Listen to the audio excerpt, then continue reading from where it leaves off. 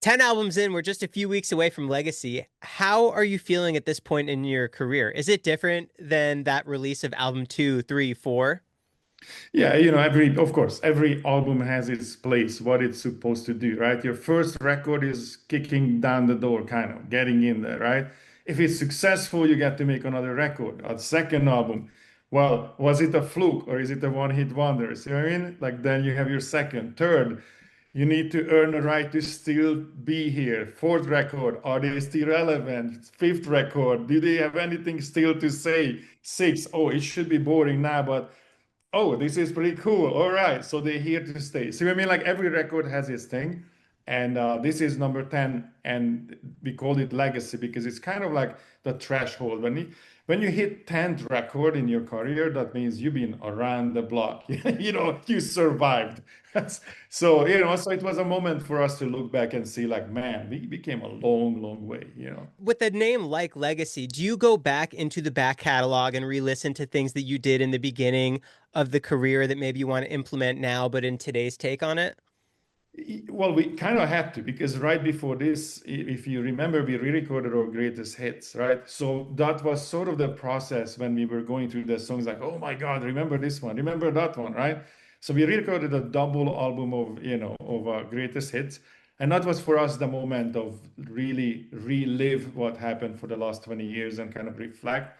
And when we jumped into the studio and start working on and finishing this record is where, well, let's call it legacy because at this point we do have a legacy, right?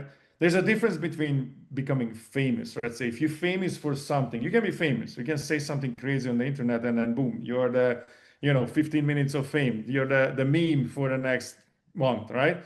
But that's not a legacy. For legacy, that's something that you had to build. You have to consciously and consistently build something that is here to stay after you're gone, right? That's what I see a legacy is. And after 10 record, I can say, like, I guess if you were to write a book about hard rock, heavy metal, you can't really leave us out. I mean, you could, but I don't think you would, It's So missing that's how something I then if see it is. it. What would you say is the most challenging part now in at this point in your career as far as progressing your sound without doing things that you might have done in the past on previous albums? Well, the difficult thing is ignore the voices from the outside. Ignore the voices, ignore the criticism, stay true to who you are and what you want to do. You have to completely block yourself off of that, right? Because the internet is obviously we are the first generation that really had to deal with that, right? Like we started 2007 when pretty much everybody got broadband, right? And all of a sudden you had an army of people with opinions. This is not something that you could have experienced before, right? And so we are that first generation that had to hear it from all directions, and you had access to the bands and all that stuff. So you kind of have to shut that down, and especially now when you know we became successful with our sound. We have a sound. You hear Five Finger Death Punch, you know it's Five Finger Death Punch. You like it, don't like it, that doesn't even matter. The fact is that there's a sound that is recognizable. That alone is a feat. It's difficult to do. There are so many bands. So for you to carve out a pie from that the people can like, oh, that's that punch, and they're not equating you to another band. It sounds just like, and then insert name, whatever else, right? So that's already difficult. So we kind of achieved that, and and the balance of thing is really that why the hell would they walk away from that? AC/DC never did, right? Iron Maiden never did. There are these bands who have their sound and they kept that sound through their career because that's their signature, that's their uniqueness, that's theirs, that's their pie in the chart kind of, right? And so, but you also want to progress. So that difficult thing is that balance. Like, okay, well, this is how we sound like. You put this band in the studio, this is what comes out. But like as you grow older and in your career and other things are influencing you, you might have an idea like, hey, how about a little bit of jazz? Well, do that in your solo record. Leave that out of that. So you kind of have to have this balance of how much of that you let in, right? And ignore the voices of how about this, how about that. No, just be you. Just do what you like, right? Ultimately, I prefer to fail with something that I like than succeed with something that I didn't create, right? Or I didn't wasn't part of. So straight to yourself, do what you're good at, do your sound, and try to still progress. So that's kind of what this record is to me. That if you ask me, give me one record that represents Five Finger Death Punch from all 10 right now, this would be the one. I would say, okay, take this. This is the one. This will tell you everything that you need to know. And this one has a little bit of a, I always say this cinematic element, so to speak, because we always write like as if you were writing a soundtrack. And this has a little bit more of that, a little bit more layers, but it's definitely that punch. No mistake about it. It's a that punch record. So yeah, so this is a long answer to the short question. The difficult part is keeping your sound while you're still progressing. You find something new while you're not leaving behind what you created. When you are keeping that sound, would you say that's more of a feeling where like, oh, this is Five Finger versus no, this is a separate project. We need to lean back into what our sound really is. I would say it's this sort of thing that comes out naturally. Everybody has a song in them, right? Every certain person, you ask somebody, you whistle something, they're gonna whistle a song it's almost like everybody has melodies and sounds in them that they are, even if you don't play an instrument, if you could, there would be a sound that is yours, right? Something is uniquely you. That's the conglomeration of your taste and everything else that came together to your life. So if you put this band in a studio, this is what's gonna come out, right? So this is not something that we have to pretend or, and when we go to the studio, we go with this idea of like, look, nothing, no idea is crazy.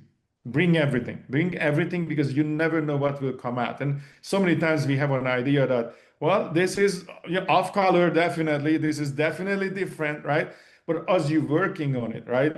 Sometimes that song becomes something else that is not even remotely close to where the idea started. See what I mean?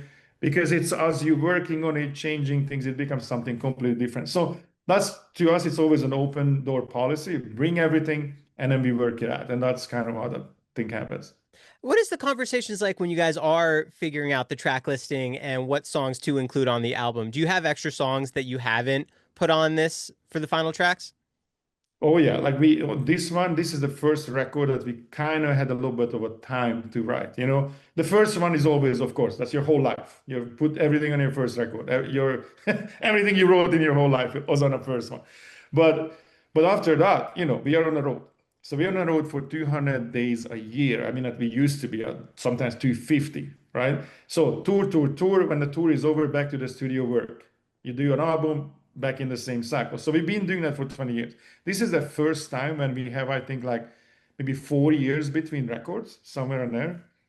So this is the longest period of time that we don't put out a record, so we had more time to write. So in this time, actually, we had about almost 30 songs, you know, and then we start to crush it down from there. Like, okay, first and foremost, we write the music first. We always do that. So the music is first, and give it to Ivan, and then whatever triggers him. So he's gonna already pick off, like, okay, these 20, and then from that 20, what makes sense. Now, actually, I know why you asked this question.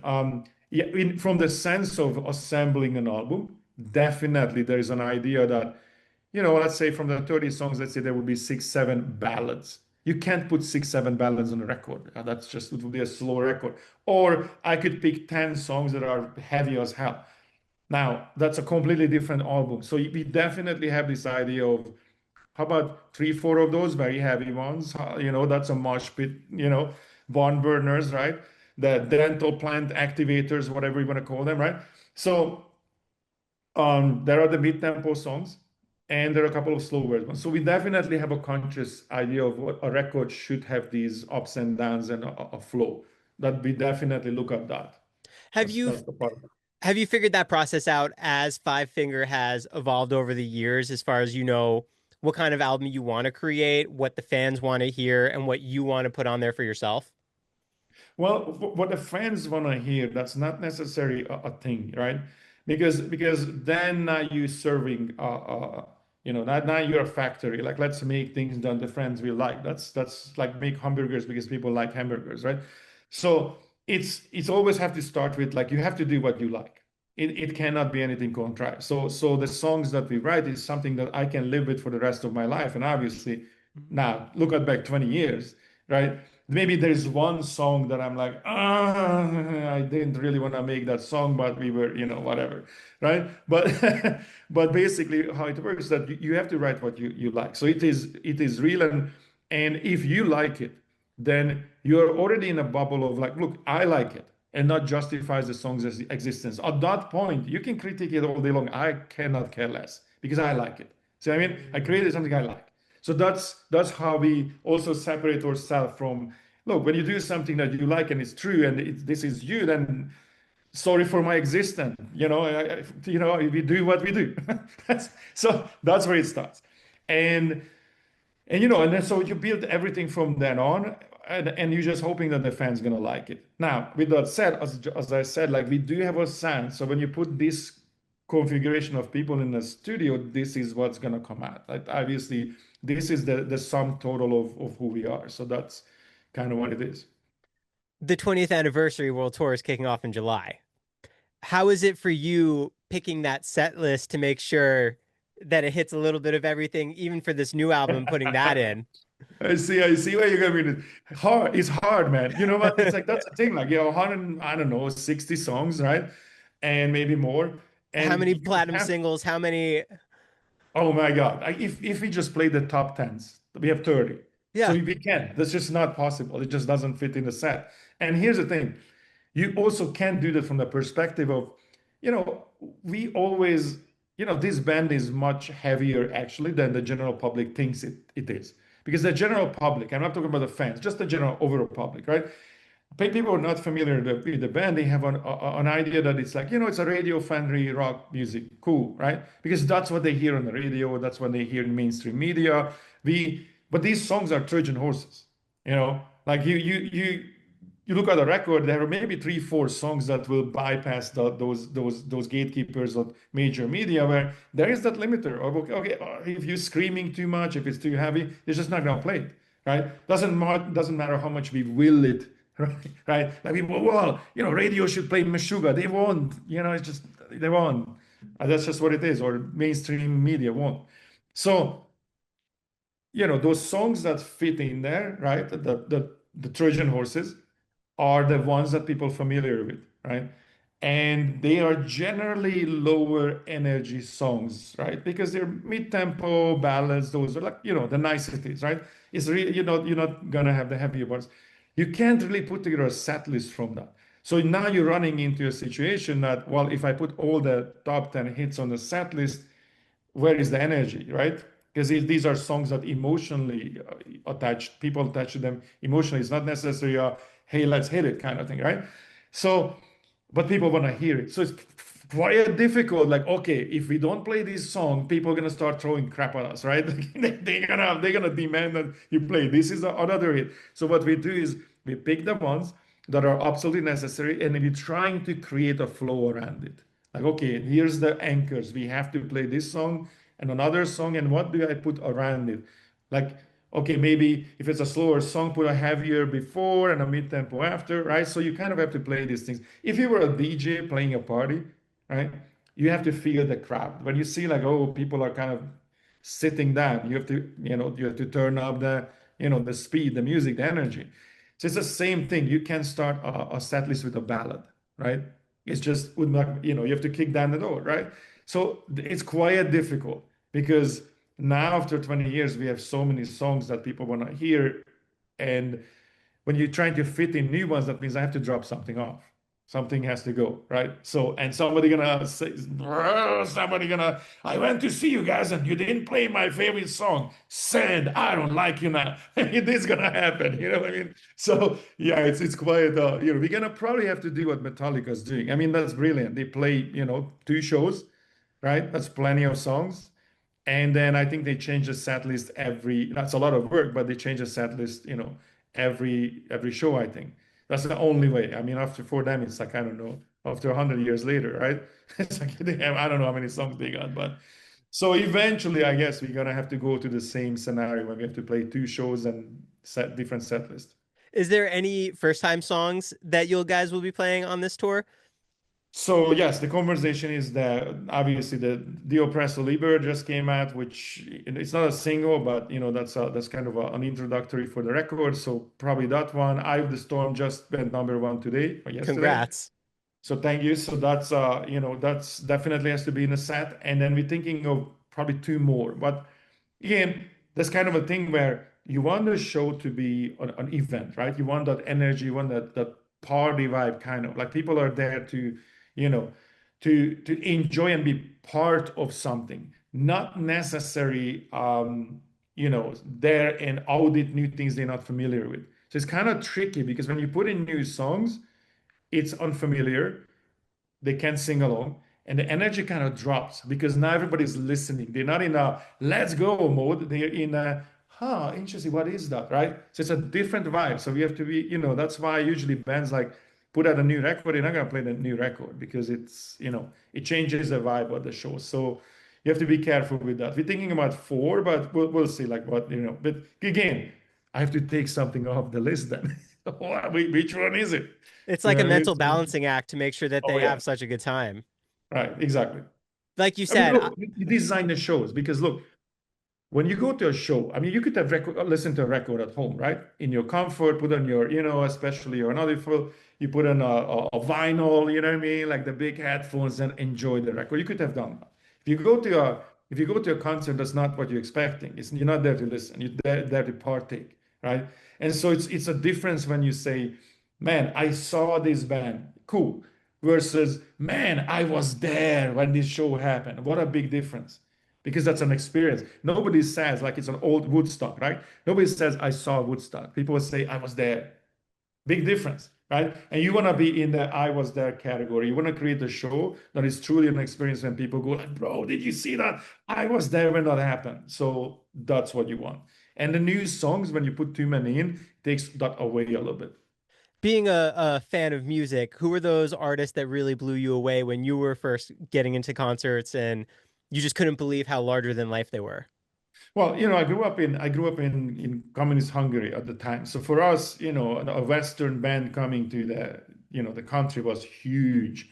That means stadium. Like everybody went because it's really rare that we got something. So, when I saw Iron Maiden the first time, right?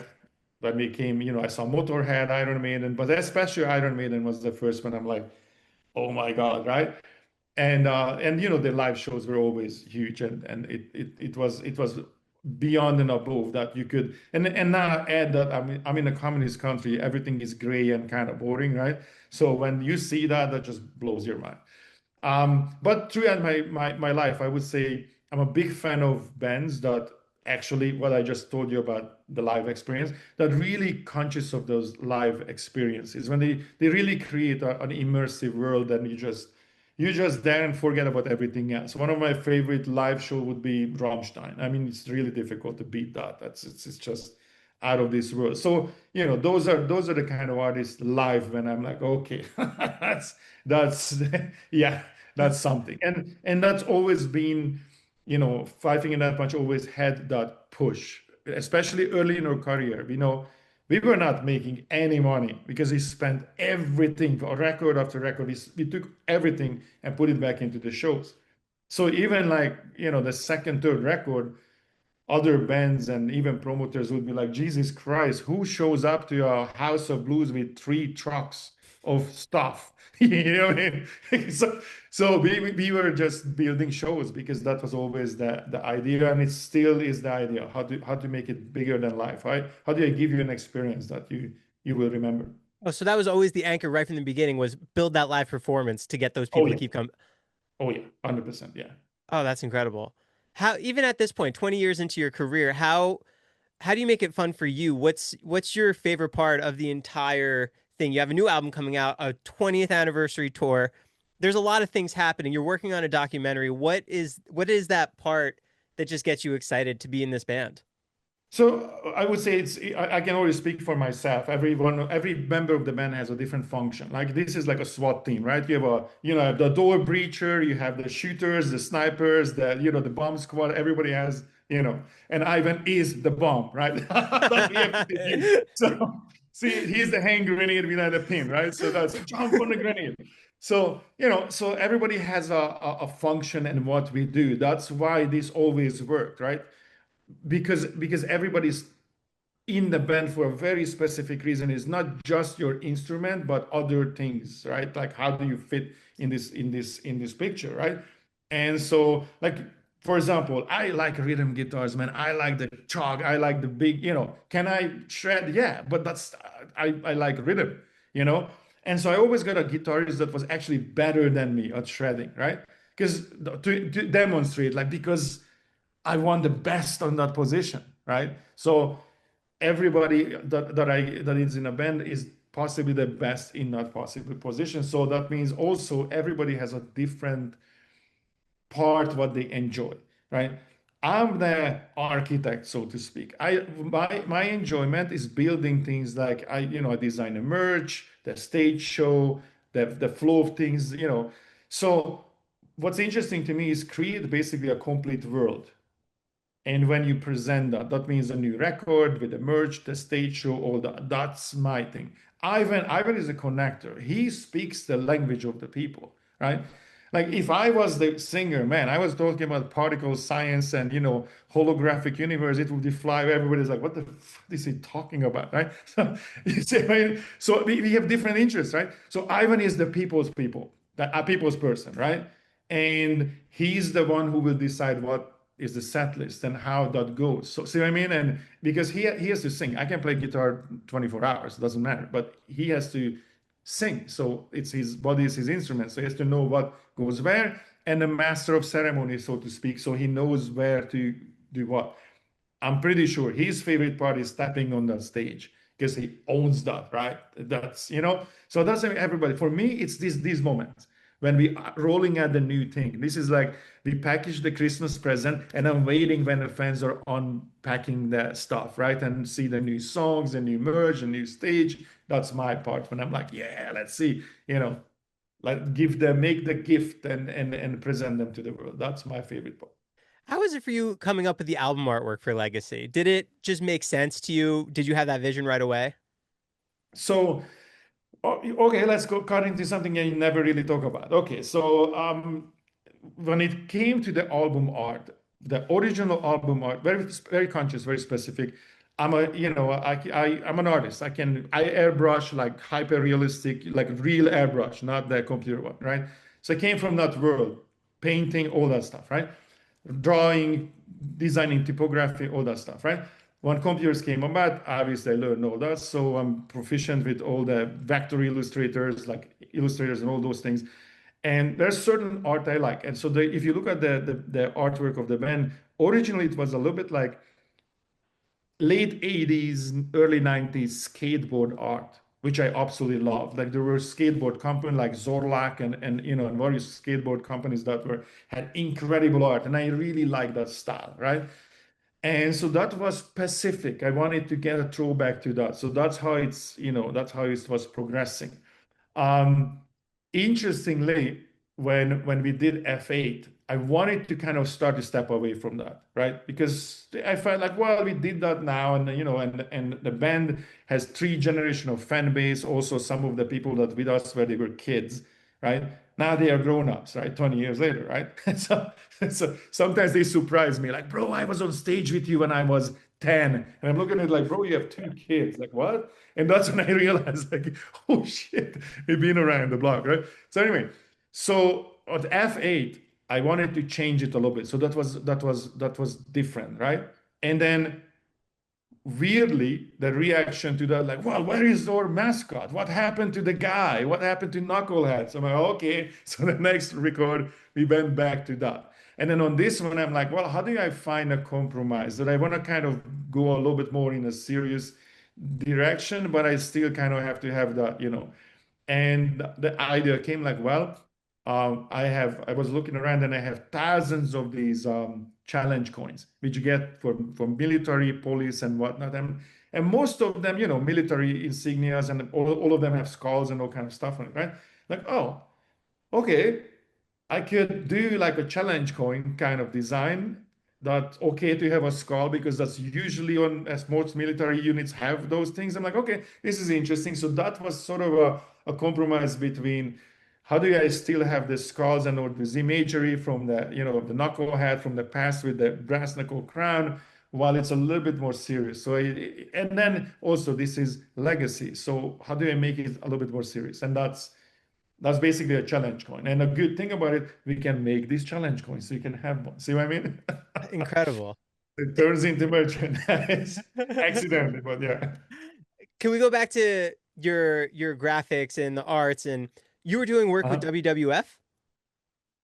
At the time, it was WWE, yes. Oh, what were you So yeah, doing for them? so a lot of people don't know this, man. As I said, I used to draw comic books, right?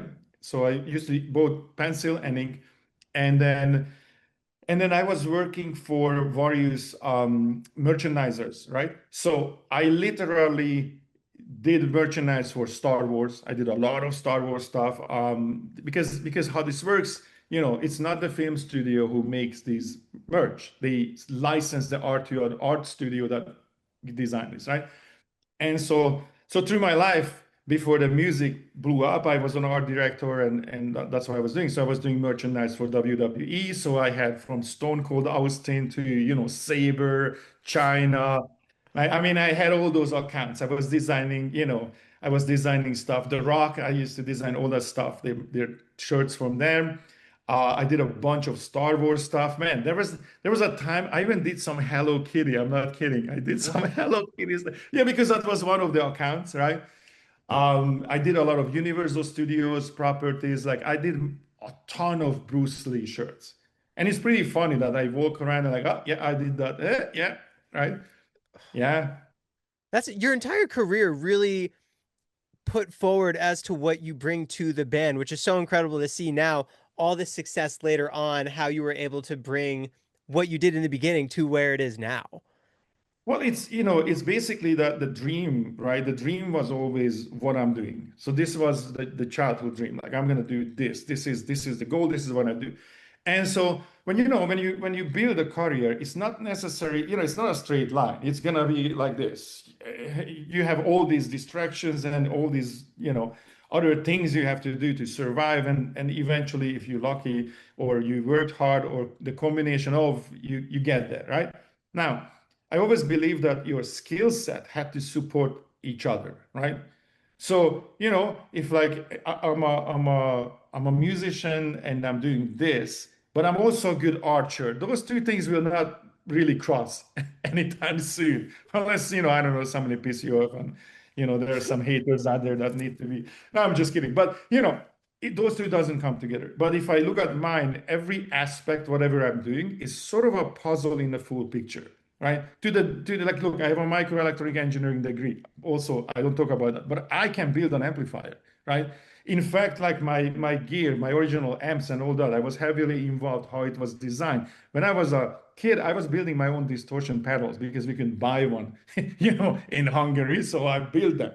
So, so all those things, understanding how that works, how to build those things is part of the thing. The fact that, I also have a design degree, right? Commercial art and design. So, and I did that my whole life. So same thing. That's also part of the full picture. So all these elements really create one full picture that all of these can be funneled into and sort of utilized for the band, right?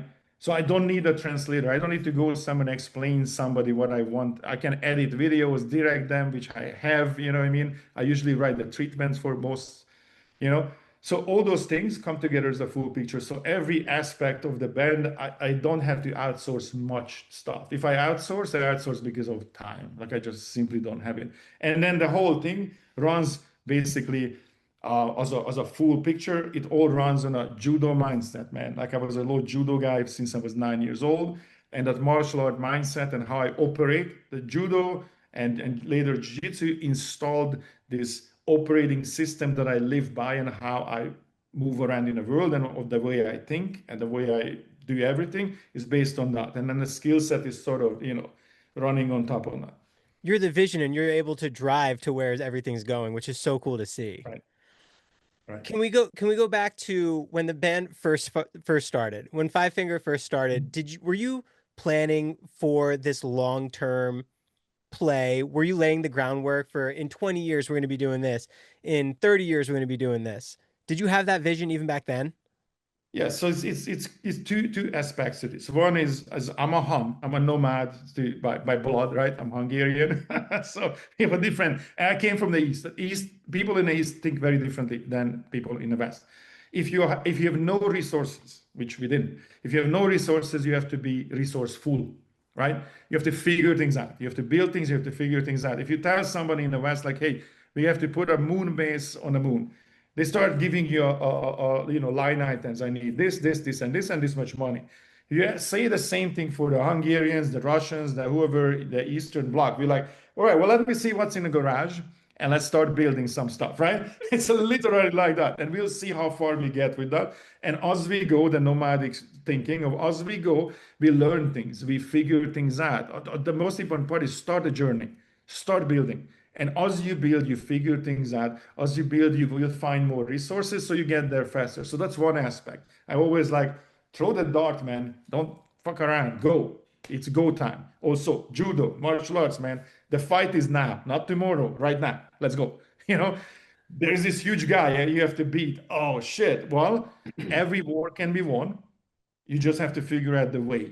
Just, that you have to the tactical mindset. So there you go get it. And eventually those things like this is not an obstacle, it's a challenge. And I'm gonna take on that challenge. See what I mean? So that's kind of the mindset. So that's how I attack the idea. As for do I have the long-term plan?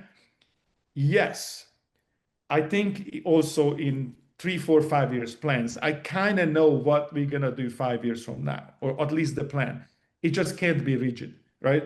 So you have kind of because it's the same idea of playing a chess game, right? As you're playing the chess game, after the third, fourth move, you kind of see where this is going, even though there are infinite, almost insane number of combinations, but you kind of have an idea where you plan to go. Things can change, so you have to adopt. So that's kind of the thing that let's go now, do the thing, build it, we'll figure it out later, right? There's that meme, when people are go to flight lessons, taking flight lessons, right? And then the memes, entrepreneurs, you're sitting in a fighter jet reading the manual. Like, what I mean? You figure it out as you go. So that's the mindset. Like just go, just do the thing. Nobody's gonna come and rescue you. And this idea of like somebody gonna discover your talent, get it out of your mind. The music industry does not come to discover you. You have to build something big enough that they can't ignore. That's how this works, right? Not the other way around, right? And so you have to do the thing. You just have to go, have a plan, but don't be rigid. So did I see 20 years? Yeah. Do I see another 20? Yeah. Right? Now, can things happen? Yeah, I'll be flexible and I will adopt. The only thing I can trust that I will figure this out. Whatever comes, I will figure it out. That's it. Would you say there was that obsession and drive from day one with Five Finger that you were going to make this work and you were going to figure it out?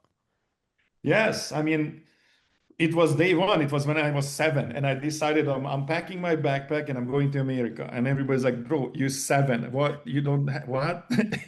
So yeah, I'm planning this whole thing since then. So when Five Finger that punch came together, look, um, when I was set on Ivan, I saw Ivan perform, and I was set like this is the guy. What Like was it? like Like what caught it's your eye just then? well, it's the same thing that it is today. Like seeing somebody that whatever he does on stage, he's not recounting, he reliving. It's a big difference, right? So and this is why actually for him it's actually very complicated. I am not envying that part of him, right? Of getting on stage and all the lyrics he wrote, he has to relive. He's not like reciting something. He has to relive all the words and it's on him, right? And that's the difference. Like he's not performing this, he reliving the moment that he's talking about. And that was always very obvious, right?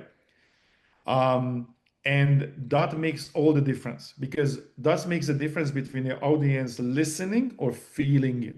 When he says those things that he says, and imagine he's singing about a song about, let's say, betrayal. He just relived that situation. So now he's angry and he's not pretending to be angry. Now he's really angry. He's going to probably break the microphone, which he usually does. But you know what I mean? And there are some songs that he's like, hey, I'm not going to perform this song because I can't, or not today. I can't go through that today. See what I mean? So, and before he was in a band, I saw him and it was very apparent to me, like, man, there's something different here. There's the projection, right? Beside that, he could scream, right? He can sing in his gruff voice, but I understand everything he says. So it's not that Cookie Monster kind of like when, bro, if I don't understand what you're saying, it's just noise to me, right? You know? So he had that pronunciation and clearly understandable even when he's gruff. And he could sing. So I was like, this is the guy. And the energy, everything about him was perfect. Now, with that, everybody was like, number one, he retired. He was like, I hate the music industry. I'm out. This is I'm out. I just hate everything about it. I'm an artist. I want to do my thing, and all the things around it, what it takes to do my thing, is just not just. I just hate it. I understand, right? And that was the deal. Ivan, just sing. I'll do all that. I actually like doing that. I love the chess game. So that was our agreement, right? And I thought that he was the guy that can do all the thing that I think needed. And so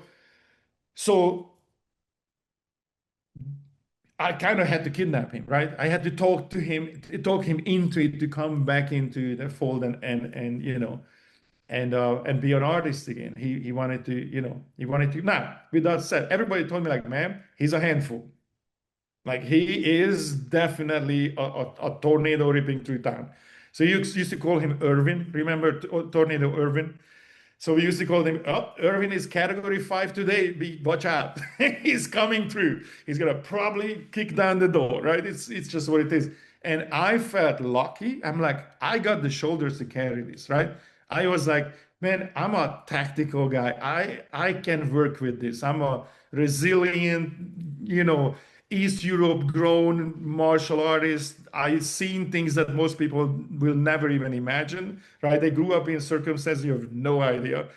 Like literally. I mean, even if I tell people like how we live, they don't believe it, right? So, so I mean I can build this. And that's what it took that I had the patience and the understanding of who he is. And instead of fighting it, I looked at it, it's something need to be protected. This is something need to be shattered because he's real. You know what I mean? And that's today's very like whatever you think of him doesn't matter. It's real. And to me, that right there, that it's real. This is not performative. You get what you get is what it is. That's it, right? That. And I thought that need to be protected, that need to be given a runway, give him the microphone, give him the runway, build the stage, let him. So it's a little bit feels like when the show start, we just unlock the chain, go out. I mean, it's a little bit like that.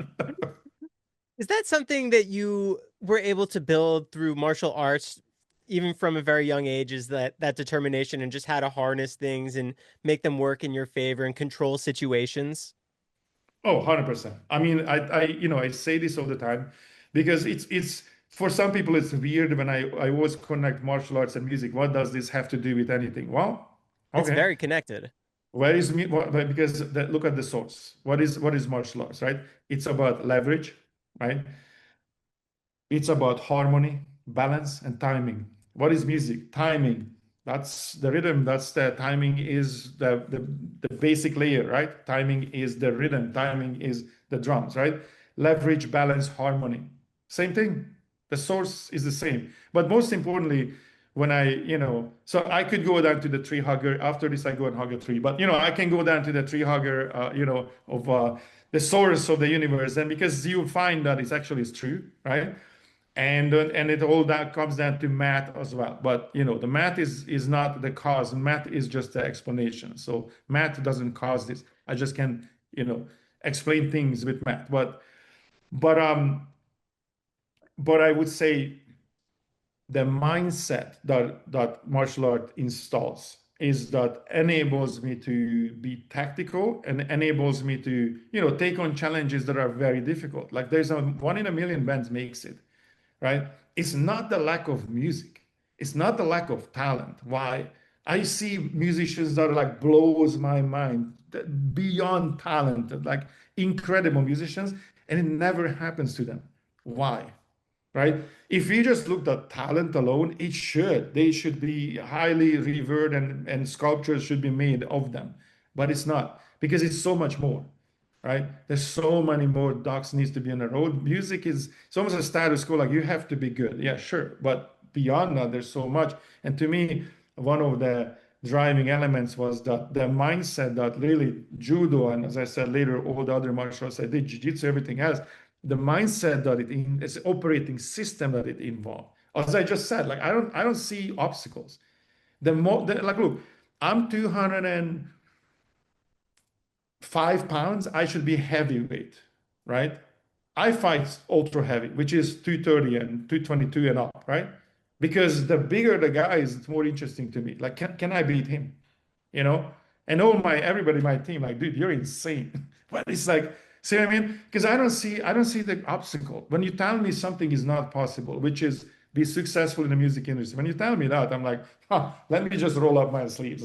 Let's go. Because now I'm interested, because it's difficult. It's hard to get, you know, that. And the resilience, this idea of whatever situation you're gonna throw at me. What's the mastery of martial arts? You're gonna find yourself in complicated situation. You have to become really good under pressure. You have to be comfortable with uncomfortable positions. You have to be comfortable and operate and think both mentally, physically under high pressure. When you're getting your ass whooped, you still have to think of what am I doing? See what I mean? So that's not easy, right? But it installs that kind of mindset that I can operate under high pressure. And look, you're gonna get caught. Okay, you're in a bad situation. Now, what are you gonna do? Am I gonna tap out? Or am I gonna find a way to fight my way out of this? And of course, I'm gonna try to find my way out of this. So see that installs a person who, when problem comes, I'm not blaming others. It's only me on the mat, right? So I have to, so that part is also out. I have to figure my way out of this.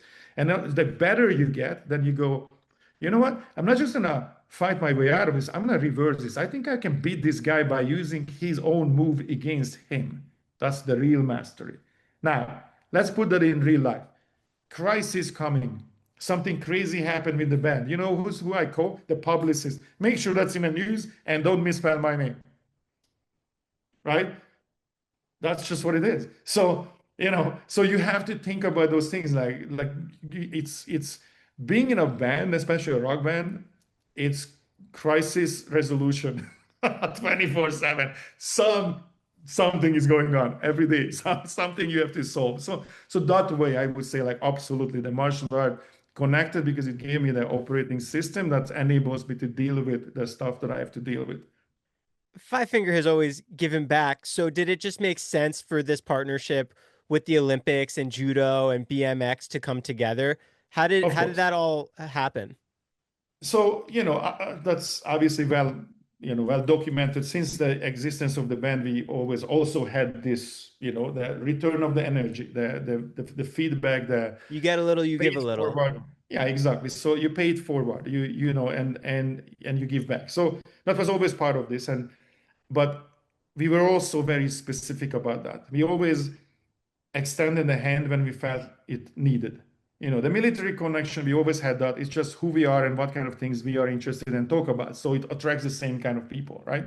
So so that's why we always had this military law enforcement, we always get this the guys in the gym and then it's gym bro metal.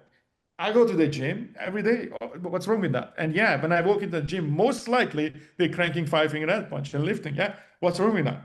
See, I don't see the problem here. But okay, so anyway, so that's always been our fan base, and you know, on the beginning of the band, 2007 was the first record. That conflict, the middle, that whole conflict was still raging, right? And so reaching at PTSD, TBI, traumatic brain injury, and helping veterans to reintegrate into civilian life, and all those programs that we donated to and been part of made a lot of sense. Then there was a shift. All of a sudden, everybody started to hate the cops, not realizing like, bro, when you're in trouble, who you gonna call, right? Who you gonna call? And when the cops come, they're going to like, oh man, there's a shootout. I don't even want to go there. That's dangerous. No, no, no. They have to go and deal with it, right? They have to run into the fire when everybody's running in the other way, right? Same with firefighters, same. So all of a sudden, the cops were, crucified. And then we were doing that. We were doing a lot of outreach and fallen police officers and their families. So we always move the charities to where we think we can be the most helpful. And now, 2028 Olympics are coming to America, right? And how this whole thing happened is that I'm heavily involved. I'm competing to this day. So I compete in judo to this day, and I compete in jiu-jitsu to this day. So this I know a lot of athletes. It's my extended family. All my friends are high-level athletes, and some of them are Olympians, right? And I was hearing these stories that they were like, yeah, I have to ask my boss to take off, like a month from work so I can train for the Olympics. I'm like, what? Like that just blew my mind. Like, hold on for a second. What? And I'm talking to the OG guys that actually Olympians, Olympic medalists from the past, and same stories. Like, what? That's insane to me. And then turns out that most major countries, your athletes, especially Olympians, are state sponsored. The Olympic programs are state sponsored. So when America wins anything, it's against not just the competition, but against all odds. Because in America, legally, the government cannot fund the Olympic NGBs, the national governing bodies. They're all Because privately funded. no, yeah, no, yeah, exactly. So it all lived from the nation because they all have to be nonprofits, right?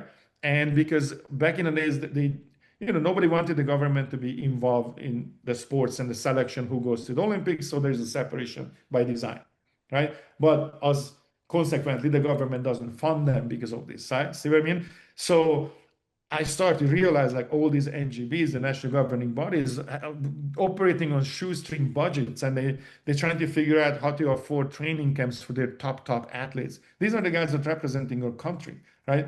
Now, I think there's 39, 40 Olympic sports. We couldn't help all of them because our donation would be just spread too thin. But we figured like, look, Ivan used to ride bicycles, like he was a big BMX guy. And I was a judo guy since I was 9 years old, and still to this day I compete in the same sport. I love that. That gave me an operating system. I operate my life by the judo mindset, kind of, which we just talked about.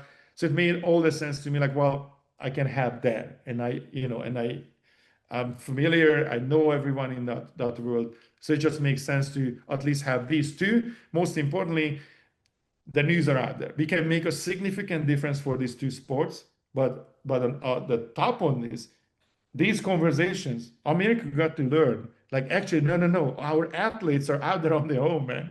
You know what I mean? So I felt like Fascinating. the real value is that people realize, like, no, no, no. You guys are not just winning; they're winning against all odds on shoestring budgets, on. They're not actually paid, in any shape and way. They're like some of them have small stipends, but this is not something they can live from, right? And I thought, let's put a spotlight on this. Especially we have 2 years to get ready, American soil. I mean, we gotta win some, guys. America is always very proud of our athletes. Like, look what's happening right now with the football. I call it football. You guys call it soccer. I don't know why. Foot kicks ball, foot hits ball. That's football. You hold the ball. That's not football. So any, football fans here, Americans, we can argue about this all day long.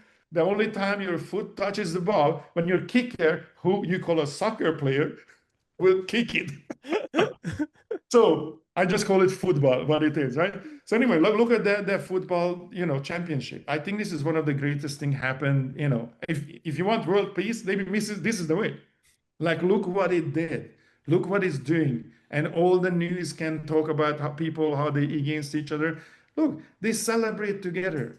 I mean, to me, this watching this whole, games is amazing and just reinforces this, like, through sports, through these activities. Yes, there can be peace. There can be we can get society, the world back together, right? We don't need an alien invasion, to get back together. We can't do this through football or any other sports. Let's just go with that one. I think with what you guys are doing for judo and BMX, it's really opening that door for the conversation that things will be happening, which is really cool to see. I'm so curious on your take of McGregor versus Holloway this weekend. Well, see, here's the thing. Max is the scrapper's scrapper, you know, like this is really interesting because anything can happen, right? So Max Holloway, actually one of my favorite one. I mean, that's Hawaii for you, right? Resolution gets solved in a parking lot. Everything gets solved in a parking lot. That's still Hawaii. Like what? We have an issue. We're gonna go. We're gonna box it out, and then after that we cool. If we hug each other, we're good. No grudge. Yeah, exactly. No grudge. Anyway, Max comes from that. Max, I mean, some of my favorite moments when he's like, hey, come to the ring, let's bang it out. And, there are just some incredible moments in his career. He's super fun to watch. McGregor haven't been fighting for some time, right? So I don't know how much rust is in there. But here's the thing about McGregor. Big mouth, and everybody can think whatever you want to think of McGregor. His precision, as he would say, man, precision will always beat power, right? He's precise, like he's a surgeon, right? Now, generally, I would say if McGregor has a Achilles heel, would be jiu-jitsu. He is for him, jiu-jitsu guys are dangerous, right? My crew is dangerous to him, my jiu-jitsu crew, and that's not his spot, that where he's really strong, right? Now you get two bangers here. You know what I mean? So it's not going up against a ultimately super high level jiu-jitsu guy. This is two guys that are both bangers. They're gonna probably stay on the feet most of the time. I think there's gonna be I wouldn't put money on this because I don't know, man. Is it possible that McGregor was secretly training, in a lot? I don't know. I don't think so, but I don't know. This can be McGregor's precision against Max's grit. They're gonna throw a party. There's gonna be a good, watching party. There was a video that came out of McGregor at Venice Beach, and he looked big. He's very strong. Yeah, I mean, he had some time to pack on some weight, but again, strength and precision. But there is such thing as rust. And there is cardio. Cardio is the first one to go, right? Right. So when you're not training with that intensity, like man, tell me about it. I know when I leave at a couple of weeks and it's like, damn, So yeah, cardio is the first one to go, and then the precision that takes some time, but that eventually start to go too. And so you start to go back to your basics, and you start to, it's kind of like the idea when you get punched in the face, all the nuances are gone. You go back to your original caveman style of fighting, you know what I mean? And you will just execute what you're good at. And I tell you the truth, this is how we were trained. I remember just inserted in there. So imagine this, I was a kid training judo, and my judo sensei was a savage. And so we would have this idea where I have to throw a guy, right? And he would yell out the name of the throw, and he would be counting at the same time. So let's say, Ippon Saunage, so it's a throw, okay? And so Ippon Saunage, let's go. 1 and 2 and 3. That means I have to throw somebody, and my C says 2, I have to throw him again. That's actually physically not possible, right? So what it does, I throw the guy, I have to grab him and pick him up, which creates the gorilla strength because you have to pick him up. He doesn't have time to get back up. So I throw us 1, pick up, and 2, and keep going. We throw 10 of these, and he goes, change. Now the other guy started throwing you, right? So he did 10 and 10. Then he changes the throw. Morota Saunaga, different throw. Keep going. And he would do this to us until the last 2 pair remained. Everybody else was puking or bleeding or just out, right? And the reward was that tomorrow, if the last 2 who stayed alive, right? Tomorrow they don't have to warm up because the warm ups were brutal, like leapfrogging around the track. I'm like, oh my God. Anyway, and I would be like, hey man, sensei, what is the point of this? I mean, like, and he's like, listen, if what's happening after the 50th throw, you don't know your own name, you don't know where you're at, your equilibrium is gone. That's how it feels when somebody really punched you in the face. And I want you to be able to throw perfectly, even if you're unconscious. That's why we're doing this. I'm like, oh, right. And that's interesting because so many times I watch my matches back. I don't even remember what happened. I have to watch, but what did I throw? I remember throwing the guy, but I don't remember what I did, right? Because that's what happens in that heat of the thing. You revert to those things that are embedded. Now, McGregor has a lot of those things embedded, right? And he's super precise. So that he, even if he didn't train, still that's in there. That's decades of training, precise, purposeful, precision training that's in there. So even if you punch him in the face, he could be unconscious. He's still there, right? That's all that muscle So memory. yeah, yeah, yeah. Like so exactly. And we train this, you know what I mean? So he can take some, this is because Max, on the other hand, he's like a wood chipper, man. Anything, he's gonna come at him. So I'm really curious what's gonna happen. I'm not putting money on this because it's just such a 50-50. Let's say McGregor wins. He's Mhm. said that he has signed a 2 fight contract. I think the next fight's going to be in February or something like that. Who Okay. would you want to see him score off against? Ooh. Would you want to see that Michael Chandler fight? Um, you know what? I don't even, let's just get through this one. Let's just see what happens here, right? Because he signed two, you said, but I don't know. Let's see what happens. But what if he's not winning? What if he gets knocked out in the first 15 seconds? What happens then? So I mean, anything can happen, man. Anything. And again, he's standing across Max. You know what I mean? Like, dude, you have no idea what's coming from Max. Like it's one of those Pandora's box. Like you sign up for this, so you get what you get, and we don't know what it is, right? You know what I mean? So that's the only thing that that's gonna come, that Max does not rest. There is no chill at all. So it's going to be high intensity. So if anything, look, if anything, I would say, um, if I worried about anything, I would worry about McGregor's conditioning. I don't know how hard he trains, so I have no reason to say this. But if he wasn't training, right, Max is like the Diaz brothers. Like, dude, like they just have energy forever, right? So that's stamina. That's the first to erode. If he wasn't training, if he wasn't conditioning, then I think Max's constant ferocity will get him. He has to be very precise, but he is precise. So again, I mean, we're talking in circles because I don't have an answer for this one. We will find out on Saturday. Right.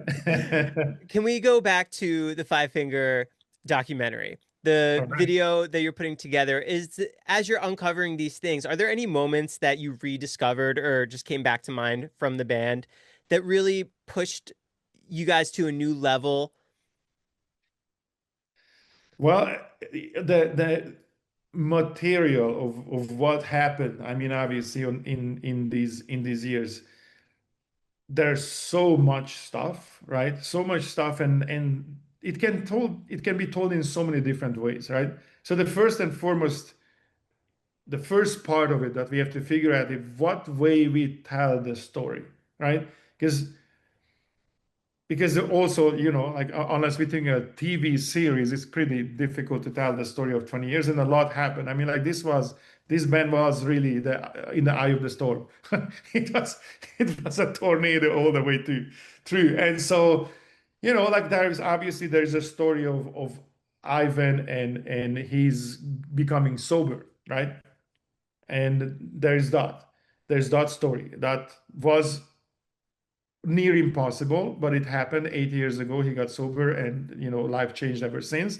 And how terrible it became on the final moments, and how many people were around him, you know, supporting actually. Like huge rock stars of the world were like, bro, we all did this. Just go to rehab. You can do this, right?